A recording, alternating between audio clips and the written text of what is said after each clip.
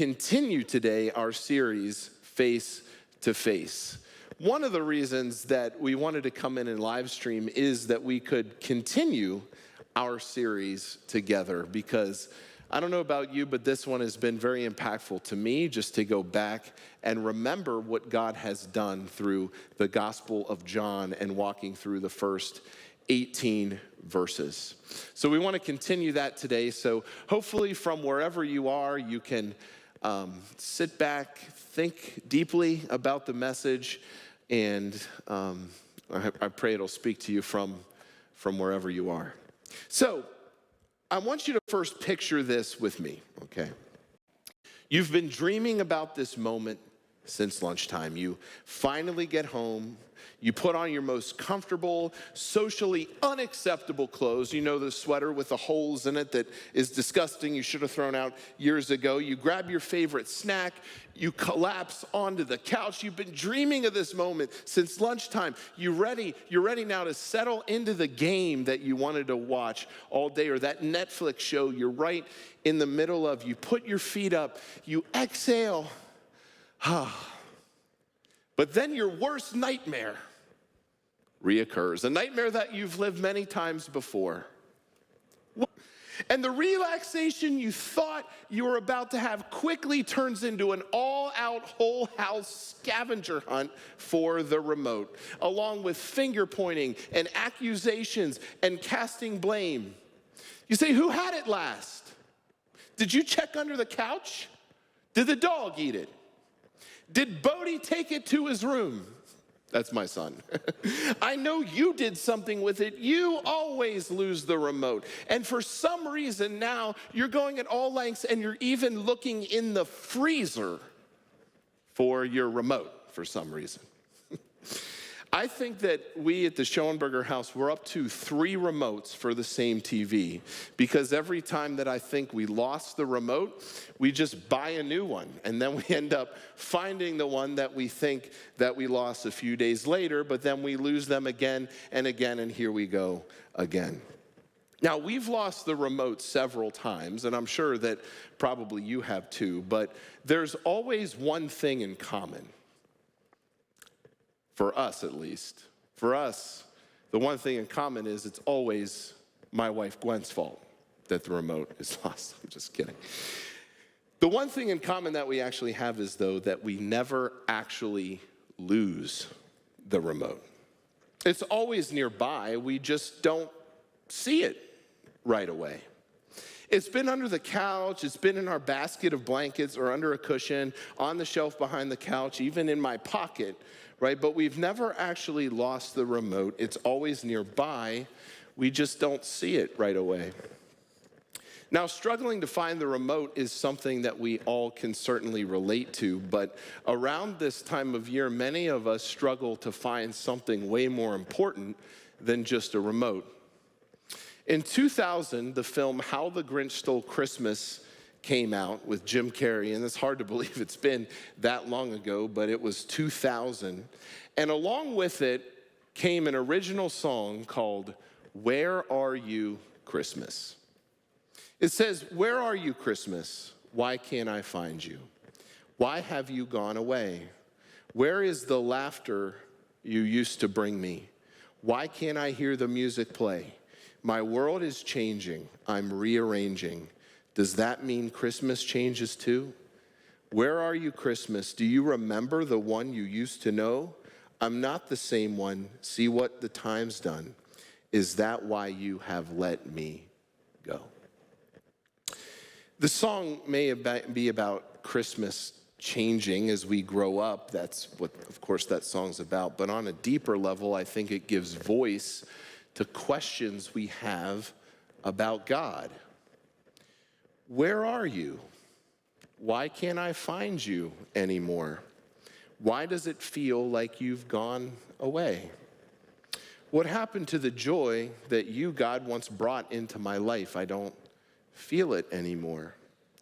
We have these feelings, and then like a frantic search to find the remote, we begin our search to find God again. We try all kinds of things to find him.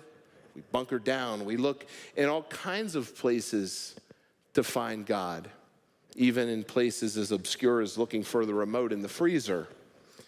But maybe, just maybe, we've never actually lost the remote. Maybe God hasn't gone away. Maybe he's actually always nearby. Maybe we're just looking for him in all the wrong places. So today we're going to continue our series in John chapter 1. So if you have your Bibles from wherever you are, you can turn them there.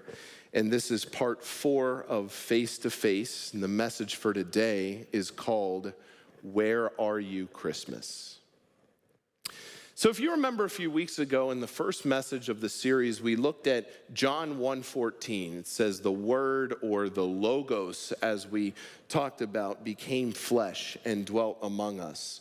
And that's what we call the incarnation, right? The eternal Logos, the creator of all things, took on flesh and stepped into our neighborhood. And today we're going to look at that verse in its fuller context. So let's go ahead and look at John 1:14 again. And the Word became flesh and dwelt among us, and we have seen his glory, glory as of the only Son from the Father, full of grace and truth. Verse 16, for from his fullness we have all received grace upon grace. For the law was given through Moses, grace and truth came through Jesus Christ.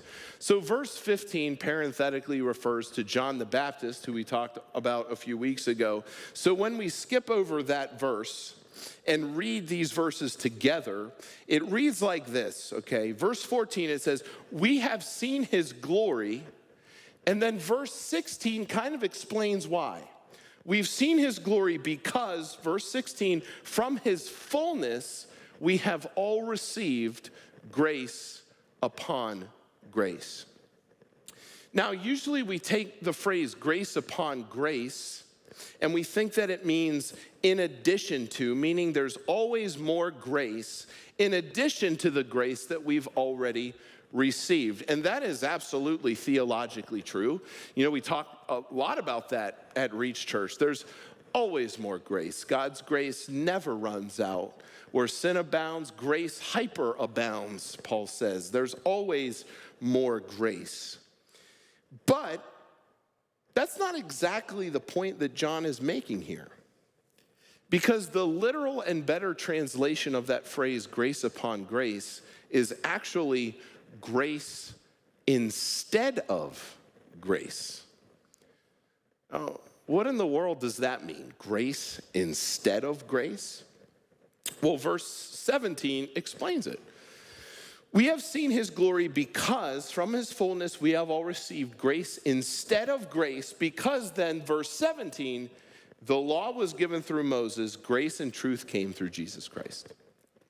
In other words, here's what all of this means, okay? We see the glory of Jesus, the glory of God. We see his glory. We see his glory because the grace of the law in the Old Testament has been replaced by the new and fuller grace of Jesus and the new covenant. That's what that means, grace instead of grace. See, the first grace, the Old Covenant law, came through Moses. But the fullness of grace, the New Testament, comes through Jesus. That's why it says grace instead of grace. And so now we have seen the fullness of his glory. What does this mean? Well, let's go back actually to something that happened to Moses in the Old Testament, in the Old Covenant, in Exodus chapter 33. Moses expresses a desire to experience God's presence on a deeper and more intimate level. So he boldly asks God, he says, please show me your glory. Show me your glory. Let's pick it up in verse 18. Moses said, please show me your glory. And he said, I will make all my goodness pass before you and will proclaim before you my name, the Lord. And I will be gracious to whom I will be gracious, and I will show mercy on whom I will show mercy. But, he said, you cannot see my face, for man shall not see me and live. And the Lord said, behold, there is a place by me where you shall stand on the rock. And while my glory passes by, I will put you in a cleft of the rock, and I will cover you with my hand until I have passed by. Then I will take away my hand, and you shall see my back, but my face shall not be seen. See, God's glory is so pure and so magnificent, so powerful, that it can't be comprehended or withstood by humans in their mortal state. But God graciously grants Moses a glimpse of his glory in a very limited way. He passes by Moses and allows him to see his back, but not his face. And that really is a summary of what the entire Old Testament is about. Listen, the Old Testament is glimpses of glory, glimpses of grace, but not fullness. That didn't come until Jesus arrived on the scene.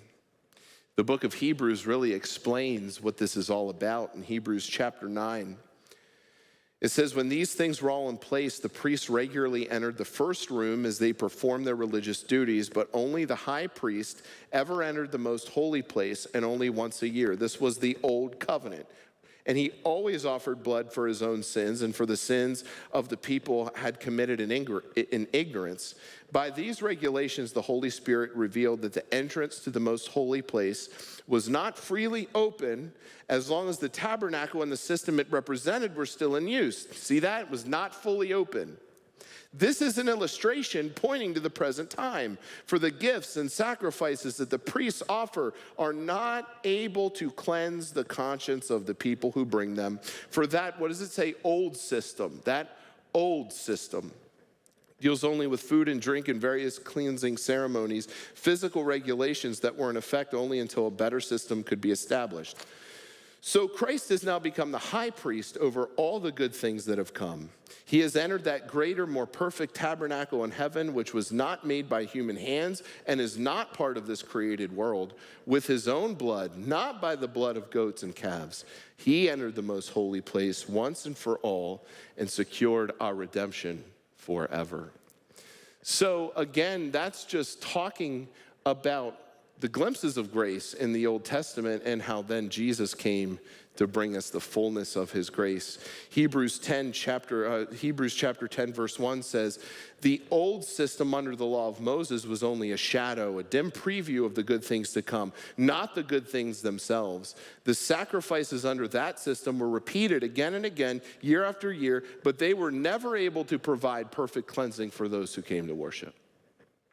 Colossians 2 said, for these rules are only shadows of the reality to come, and Christ himself is that reality. See, through the law, through the Old Testament, there were glimpses of glory and grace. Much of the Old Testament pointed to Jesus, but it was only a glimpse. It wasn't fullness. But now John writes, he says, but now from his fullness, we have all received grace from Jesus instead of grace from Moses. When Moses asked God, please show me your glory, God gave him a glimpse of his glory. You can see my back. But he said, you cannot see my face, for man shall not see me and live. But look at what Paul wrote in 2 Corinthians chapter 4. This is incredible. For God who said, let light shine out of darkness, has shone in our hearts to give the light of the knowledge of the glory of God in the face of Jesus Christ. In the face of Jesus Christ. See, the law mirrors the light of God, but Jesus is the light of God. The shadows of the law give way to the substance of the grace and truth of Jesus. Moses, he pointed to grace. The law points us to grace. But Jesus brings the fullness of it.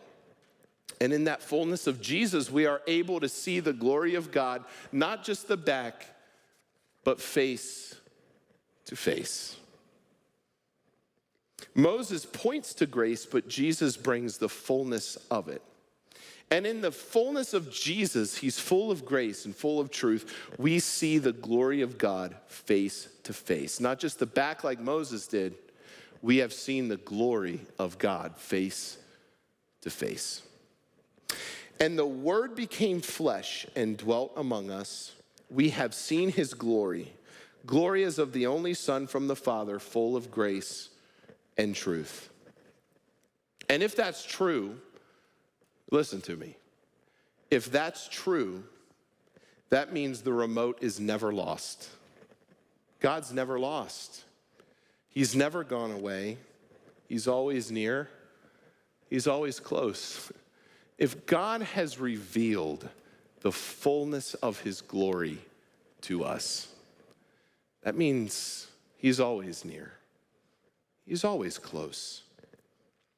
See, as much as we may convince ourselves that the remote per se is lost and gone forever, that maybe it sprung legs and ran into the trash can and threw itself away, or we'll never be able to find the remote again.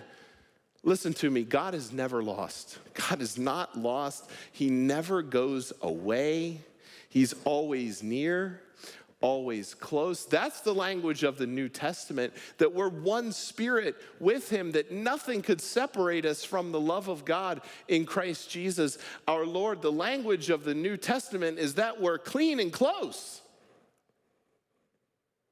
Not that we're ever dirty and far away. God has brought us in. The remote is always with us. God is always near. But I know we still have moments, we still have struggles. We think we lost the remote. We think God's gone. Where are you, God? Why can't I find you, God? Why have you gone away, God? Where's the laughter you used to bring me, God? I used to feel different about you, God. Where are you? Christmas. Why can't I find you? Why have you gone away? And when these moments and seasons occur in our lives, here's what happens to us. We start looking for God in all the wrong places. All the wrong places. And it's really as ridiculous as looking for the remote in the freezer. We know it's not there. But we set out on this pursuit to look for God in all the wrong places. Here's where we usually look for him. We look for him in our increased devotion. We look for him in our performance and in our efforts at righteousness. And now I'm going to get my life together. If I get my life together, then God will show up. We look for him in new emotional experiences, maybe. In spiritual highs, I got to feel it. Or maybe even we go and skip around and look for God in that church, and then that church, and then that church. We look for him in grand gestures of devotion and faith. Now I've found him. It gets crazy. When God seems distant, it's like we become desperate to just catch a glimpse of the backside of his glory somewhere. And we forget. We forget the truth. That his glory has already been revealed to us. It's already here. God is already near. He's already close. That's the point of Christmas. That's why we're here.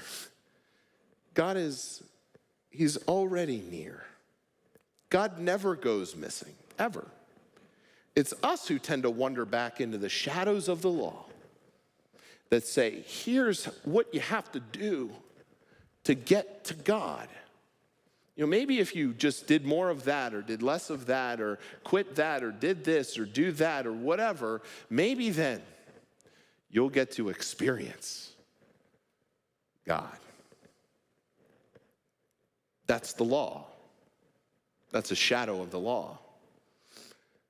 The grace and truth of Jesus says God has already come to you. That's the fullness of grace and truth. His grace is truth, and his truth is grace. By the way, don't separate those two things. It's the one and the same. God's grace is his truth, and God's truth is his grace. He is near, and that's the truth. The truth of the matter is that he has come near. The word has been revealed to us.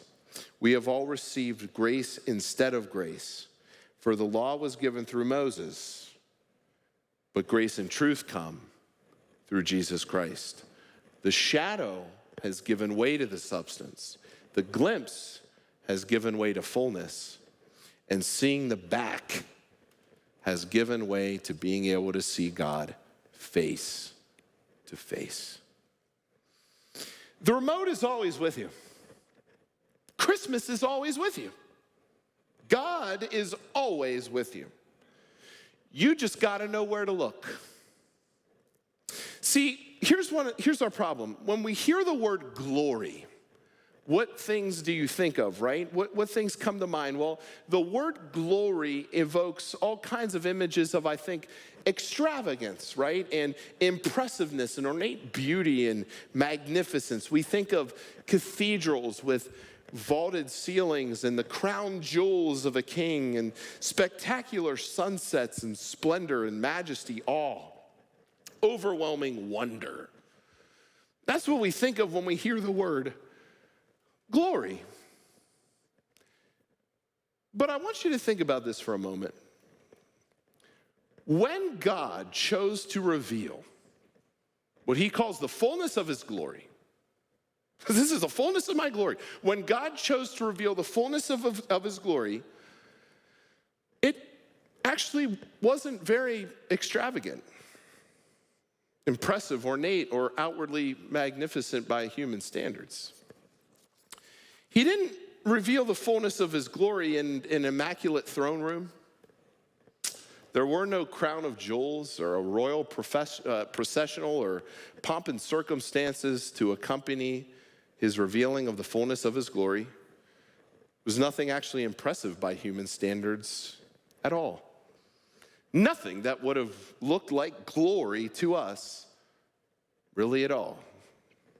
Instead, the fullness of God's glory was finally revealed to the world.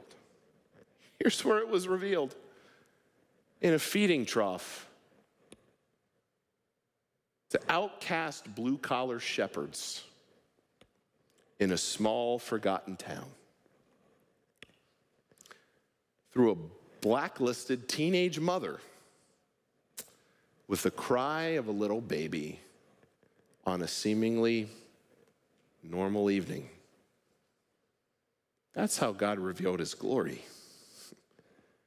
To that, John wrote, "We have seen the fullness of his glory."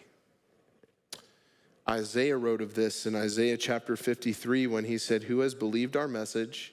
To whom has the Lord revealed his powerful arm? My servant grew up in the Lord's presence like a tender green shoot, like a root in dry ground." And it says, there was nothing beautiful or majestic about his appearance, nothing to attract us to him.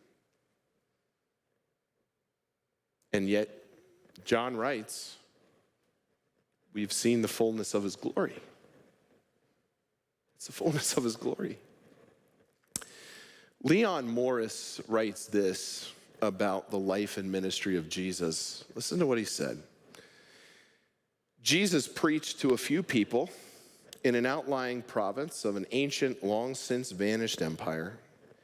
Even there, he was not often in the capital, the center of affairs, but in a remote country area. He taught a few people, gathered a few disciples, did an uncertain number of miracles, aroused a great number of enemies, was betrayed by a close follower and disowned by another, and died on a cross. Where's the glory? Where's the glory in that? Certainly by our definition of glory, we probably wouldn't think that that is glory. But it is. Because John said that is the fullness of his glory. Morris continues, and he answers his own question. He said, where is the glory? And this is what he wrote. Where people needed help, Jesus helped them. Where there were sick, he healed them. Where there were ignorant folk, he taught them. Where there were hungry people, he fed them. All the time he was seeking the needy. He did not haunt the palaces of kings and governors. He was not found in the high places of earth. All his life he was among God's little people, those who in one way or another felt their need. And where there was need, he found doing lowly service. That is what Christ came to do. And that is glory. That's glory. See, when we go through moments of seasons of thinking, we lost the remote, we lost God, where'd he go? I don't know where God is. I think it's because we tend to look for him in all the wrong places. You just got to know where to look. And the reality is God is way closer than you may think. That's the truth. Chad Bird, one of my favorite authors, he wrote this in one of his books called Your God is Too Glorious. Let that title sink in for a second. Your God is too glorious. This is what he writes. God hides in plain sight. In our world, on our streets, in the back alleys and warehouses and boardrooms that look nothing like God's hangouts.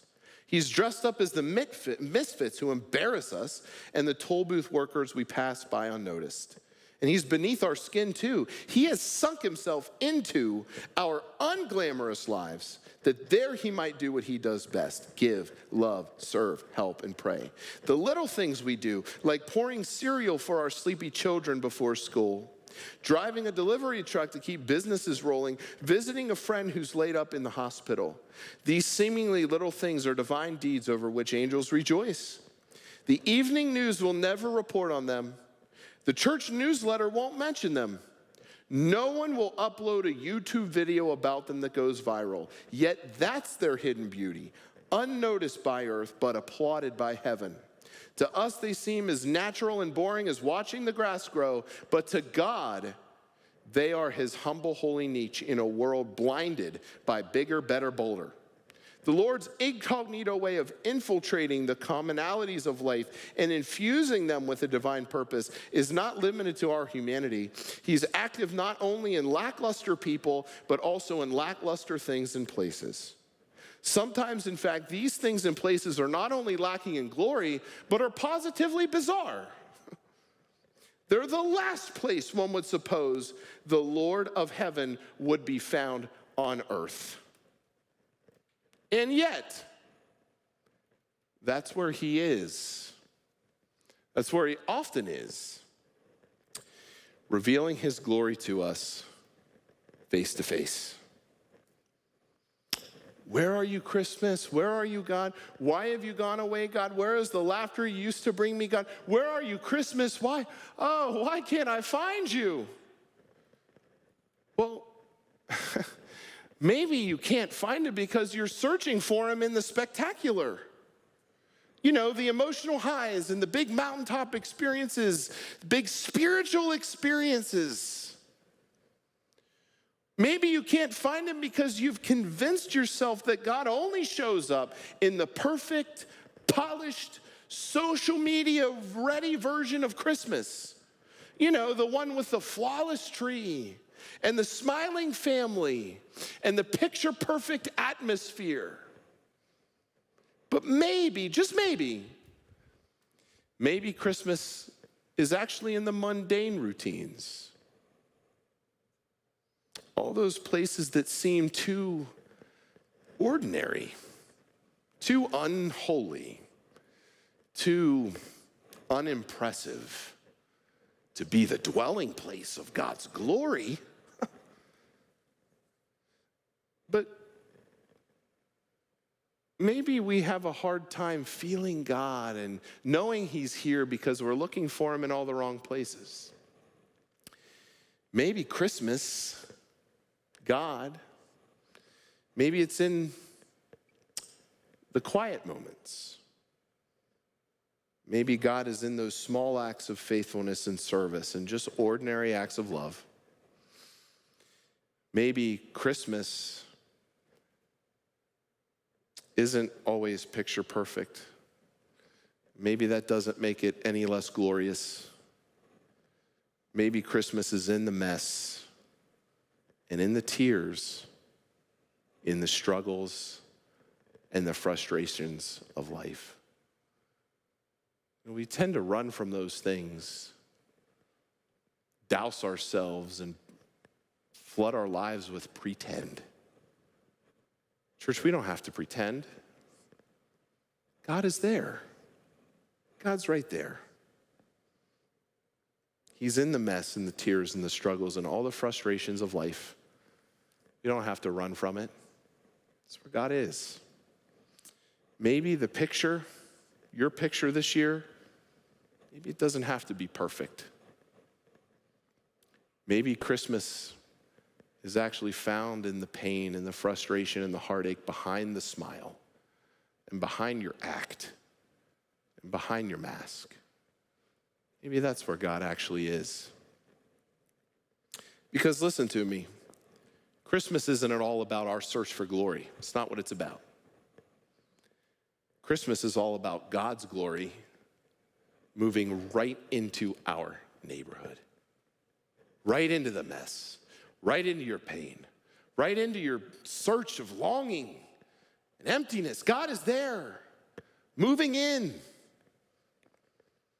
The Message version of John 1:14 describes it this way. It says, "The Word became flesh and blood and moved into the neighborhood. We saw the glory with our own eyes, the one-of-a-kind glory, like Father, like Son, generous inside and out, true from start to finish." Now that's glory. So, where are you, Christmas? Well, maybe, just maybe, Christmas has been there the whole time. Maybe the remote has been in your pocket this whole time.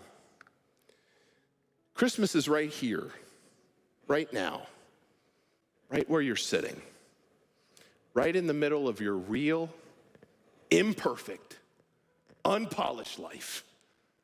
That's the point.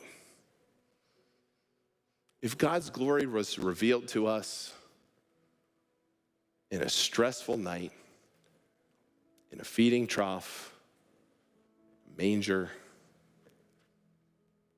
I think maybe God's glory can be revealed to you too, in the places you least expect it. You know, that song that was written in 2000, "Where Are You, Christmas?" It actually doesn't end like that. It doesn't end by asking the question, "Where are you, Christmas?" This is actually how it ends. "I feel you, Christmas. I know I've found you. You never fade away. The joy of Christmas stays here inside us, fills each and every heart with love." And that's true, because Jesus moved into our neighborhood. Not just one day out of the year, not just when you feel it, not just when you're feeling good. No. Jesus has moved into your neighborhood all the time. He's always there.